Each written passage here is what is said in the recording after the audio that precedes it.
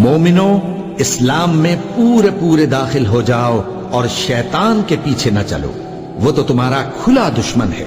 پھر اگر تم احکام روشن پہنچ جانے کے بعد لڑکھڑا جاؤ تو جان رکھو کہ اللہ غالب ہے، حکمت والا ہے۔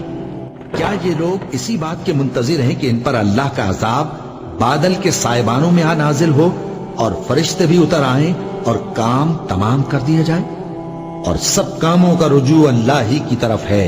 اے پیغمبر، بنی اسرائیل سے پوچھو کہ ہم نے ان کو کتنی کھلی نشانیاں دیں، اور جو شخص اللہ کی نعمت کو اپنے پاس آنے کے بعد بدل دے تو اللہ سخت عذاب کرنے والا ہے۔